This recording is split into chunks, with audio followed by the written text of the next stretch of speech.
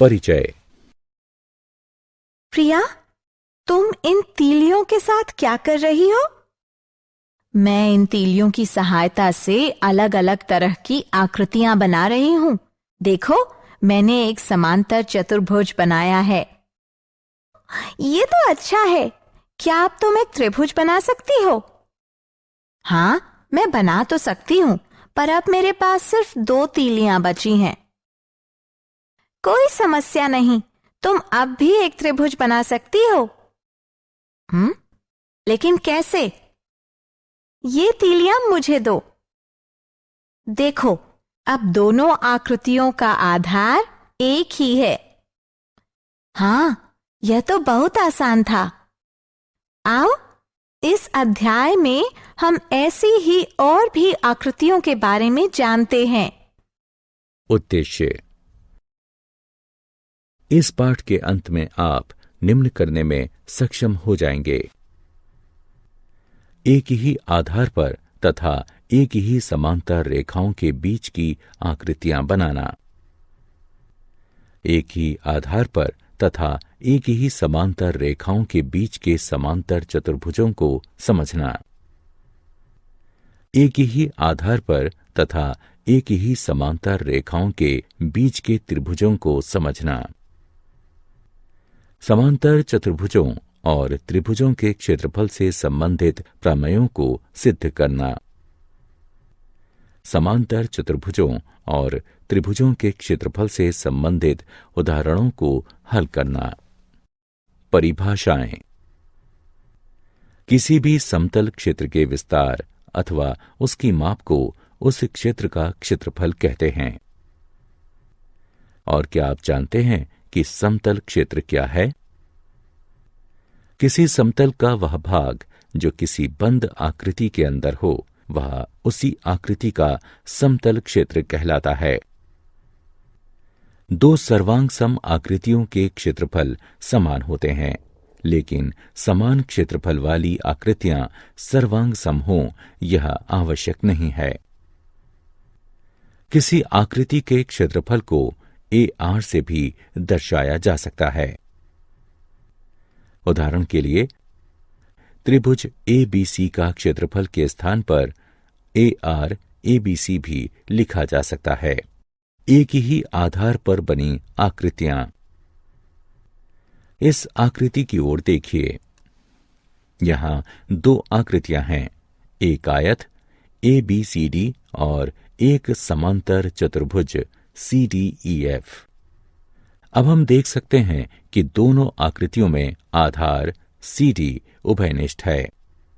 ठीक इसी तरह इस आकृति में त्रिभुज ABC और त्रिभुज BCD एक ही आधार BC पर स्थित हैं। अब इस आकृति को देखें। इसमें एक त्रिभुज ECD और एक समांतर चतुर्भुज ABCD दोनों एक आधार यानी CD पर स्थित हैं। एक आधार और एक ही समांतर रेखाओं के बीच की आकृतियां। अब इस आकृति की ओर देखें। हम देख सकते हैं कि समांतर चतुर्भुज ABEC तथा समांतर चतुर्भुज ABFD में आधार AB उभयनिष्ठ है। साथ ही समांतर चतुर्भुज ABEC के शीर्ष C और E जो भुजा AB के सम्मुख हैं तथा समांतर चतुर्भुज ABFD के शीर्ष D और F जो भुजा AB के सम्मुख हैं, एक ही भुजा CF पर हैं जो AB के सम्मुख है। इसलिए हम कह सकते हैं कि दोनों समांतर चतुर्भुज एक ही आधार AB पर तथा एक ही समांतर रेखाओं AB तथा CF के बीच स्थित हैं। ठीक इसी तरह इस चित्र में ADB तथा ACB दोनों त्रिभुज एक ही आधार AB पर तथा एक ही समांतर रेखाओं AB तथा DC के बीच स्थित हैं। इसलिए 2 आकृतियां यदि एक ही आधार पर स्थित हैं और उभयनिष्ठ आधार के सम्मुख स्थित उनके शीर्ष एक ऐसी रेखा पर स्थित हैं जो आधार के समांतर हैं, तो वो आकृतियां एक ही आधार और एक ही समांतर रेखाओं के बीच की आकृतियां कहलाएंगी।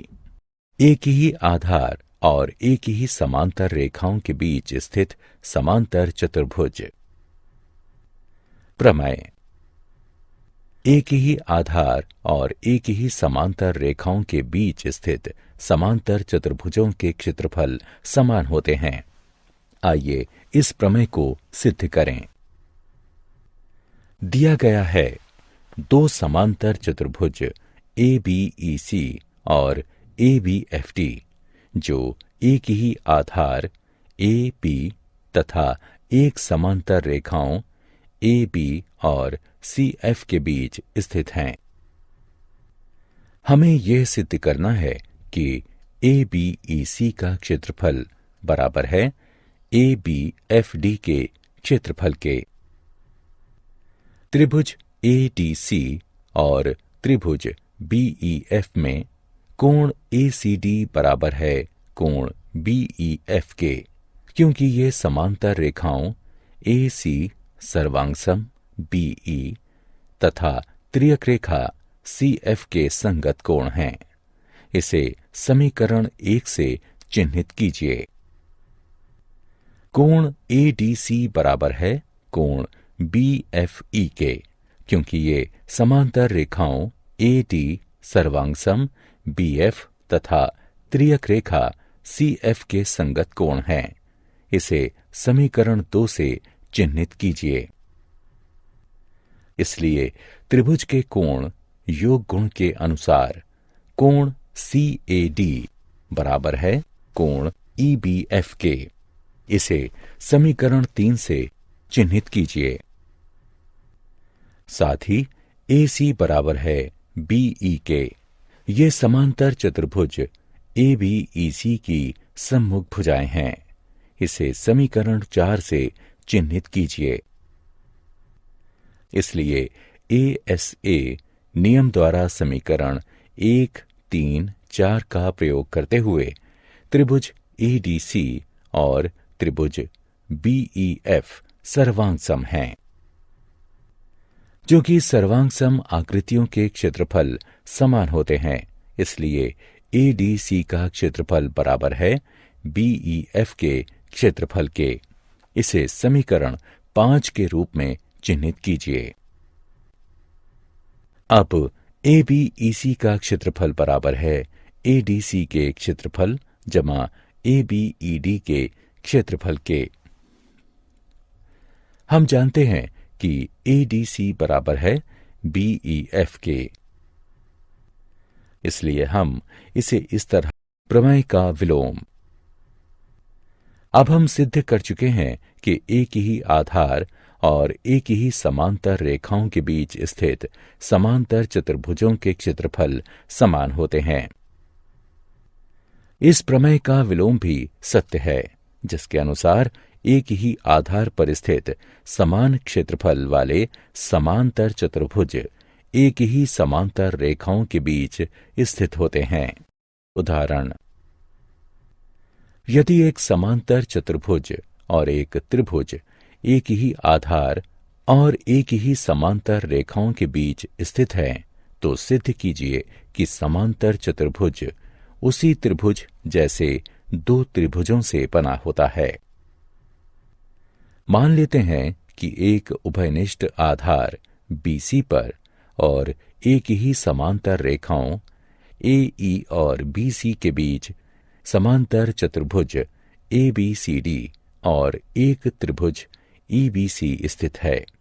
अब सिद्ध करते हैं कि समांतर चतुर्भुज ABCD त्रिभुज EBC जैसे दो त्रिभुजों से बना है। रचना: रेखा AC खींचिए। चूंकि विकर्ण AC समांतर चतुर्भुज को दो बराबर भागों में बांट रही है, इसलिए समांतर चतुर्भुज ABCD त्रिभुज ABC से दुगना है। किंतु त्रिभुज ABC और EBC एक ही आधार BC और एक ही समांतर रेखाओं AE और BC के बीच स्थित हैं, इसलिए वह दोनों समान हैं। इसलिए समांतर चतुर्भुज ABCD त्रिभुज EBC जैसे दो त्रिभुजों से बना है।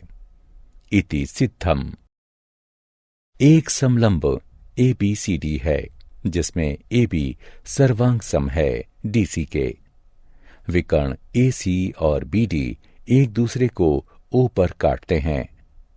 सिद्ध कीजिए कि त्रिभुज AOD का क्षेत्रफल त्रिभुज BOC के क्षेत्रफल के बराबर है। हल। यह देखा जा सकता है कि त्रिभुज DAC और त्रिभुज DBC एक ही आधार DC पर और एक ही समांतर रेखाओं AB और CD के बीच स्थित हैं।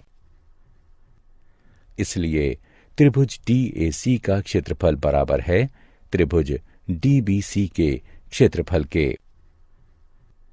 अर्थात त्रिभुज DAC का क्षेत्रफल घटा त्रिभुज DOC का क्षेत्रफल बराबर त्रिभुज DBC का क्षेत्रफल घटा त्रिभुज DOC का क्षेत्रफल। और इस प्रकार त्रिभुज AOD का क्षेत्रफल त्रिभुज BOC के क्षेत्रफल के बराबर है। एक ही आधार तथा एक ही समांतर रेखाओं के बीच स्थित त्रिभुज। प्रमेय।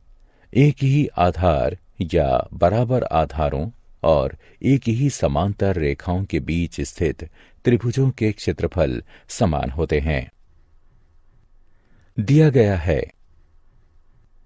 एक ही आधार BC और एक ही समांतर रेखाओं BC तथा AD के बीच स्थित दो त्रिभुज ABC और DBC हैं।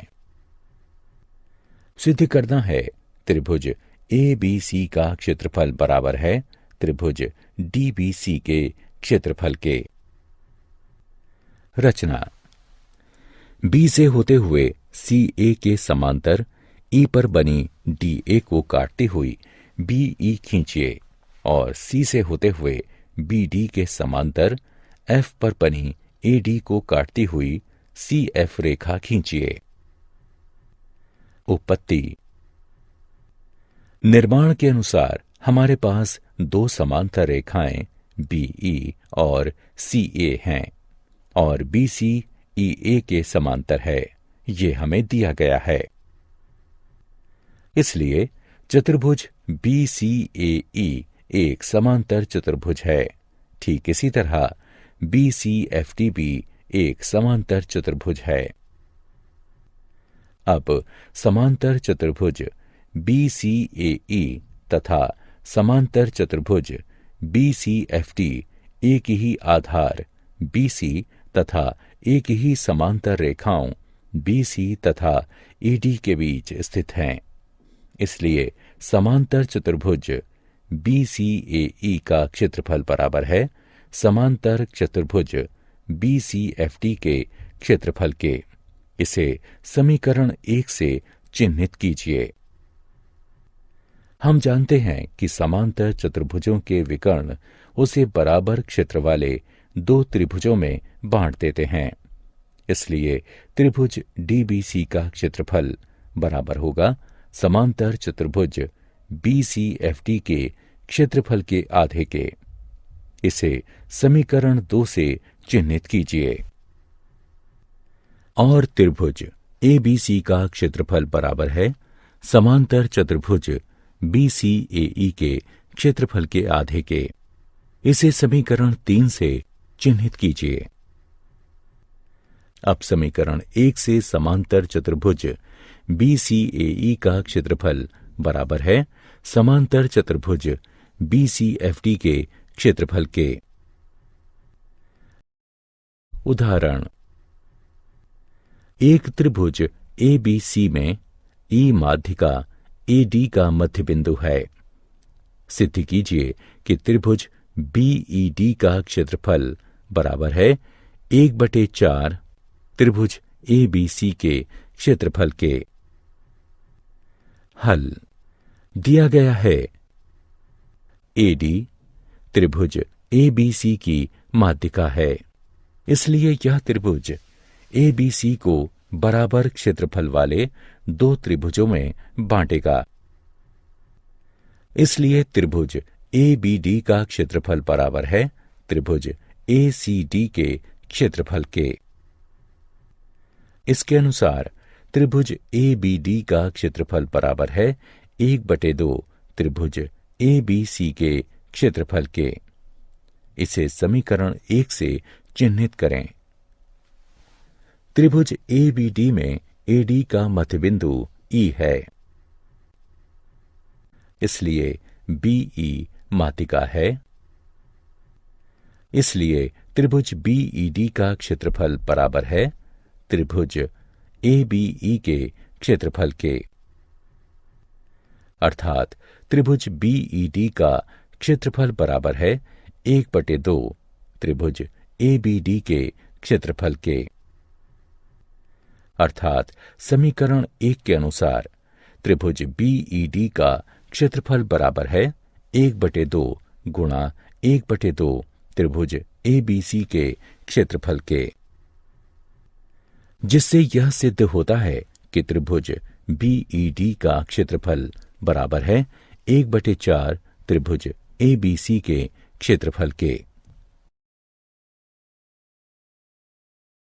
सिद्ध करिए कि किसी समांतर चतुर्भुज के विकर्ण उसे बराबर क्षेत्रफल वाले 4 त्रिभुजों में विभाजित कर देते हैं। हल हम जानते हैं कि समांतर चतुर्भुज के विकर्ण एक दूसरे को समद्विभाजित करते हैं, इसलिए O AC और BD का मध्य बिंदु है। त्रिभुज ABC में BO माध्यिका है, इसलिए यह इसे बराबर क्षेत्रफल वाले दो त्रिभुजों में विभाजित करेगा। इसलिए त्रिभुज AOB का क्षेत्रफल बराबर है त्रिभुज BOC के क्षेत्रफल के। इसे समीकरण 1 से चिह्नित करें।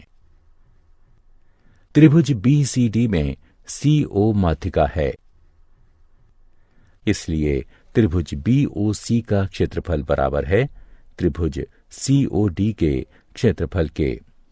इसे समीकरण 2 से चिह्नित कीजिए। ठीक इसी तरह त्रिभुज COD का क्षेत्रफल बराबर है त्रिभुज AOD के क्षेत्रफल के। इसे समीकरण 3 से चिह्नित करें। समीकरण 1, 2 और 3 से हमें यह पता चलता है कि त्रिभुज AOB का क्षेत्रफल बराबर है त्रिभुज BOC के क्षेत्रफल के, जो कि बराबर है त्रिभुज COD के क्षेत्रफल के, जो कि बराबर है त्रिभुज AOD के क्षेत्रफल के। इसलिए यह सिद्ध हुआ कि किसी समांतर चतुर्भुज के विकर्ण उसे बराबर क्षेत्रफल वाले 4 त्रिभुजों में विभाजित कर देते हैं। क्या आप जानते हैं, सिकंदरिया के हीरोन 1 शताब्दी ईसा पूर्व ने त्रिभुज के क्षेत्रफल के सूत्र की खोज की थी। गणित के इतिहास में वह सबसे अधिक इसी सूत्र के कारण जाने जाते हैं, जिसका नाम उन्हीं के नाम पर है। सारांश। आइए हमने जो कुछ सीखा है उसे संक्षेप में दोहराएं। किसी आकृति का क्षेत्रफल वह संख्या किसी इकाई में है जो उस आकृति के अंदर आने वाले समतल को दर्शाती है। दो सर्वांग सम आकृतियों के क्षेत्रफल बराबर होते हैं, लेकिन इस कथन का विलोम भी सही हो ये आवश्यक नहीं है। दो आकृतियां यदि एक ही आधार पर स्थित हैं और उभयनिष्ठ आधार के सम्मुख स्थित उनके शीर्ष एक ऐसी रेखा पर स्थित है जो आधार के समांतर हैं, तो वो आकृतियां एक ही आधार और एक ही समांतर रेखाओं के बीच की आकृतियां कहलाएंगी। एक ही आधार या बराबर आधारों और एक ही समांतर रेखाओं के बीच स्थित समांतर चतुर्भुजों के क्षेत्रफल बराबर होते हैं। एक ही आधार या बराबर आधारों पर स्थित समान क्षेत्रफल वाले समांतर चतुर्भुज एक ही समांतर रेखाओं के बीच स्थित होते हैं। एक ही आधार या बराबर आधारों और एक ही समांतर रेखाओं के बीच स्थित त्रिभुजों के क्षेत्रफल समान होते हैं। किसी त्रिभुज का क्षेत्रफल उसके आधार और लंब के गुणनफल का आधा होता है। एक ही आधार या बराबर आधारों पर स्थित समान क्षेत्रफल वाले त्रिभुज एक ही समांतर रेखाओं के बीच स्थित होते हैं। एक त्रिभुज की माध्यिका उसे बराबर क्षेत्रफल वाले दो त्रिभुजों में बांटती है। एक ही आधार या बराबर आधारों पर स्थित समान क्षेत्रफल वाले समांतर चतुर्भुज एक ही समांतर रेखाओं के बीच स्थित होते हैं।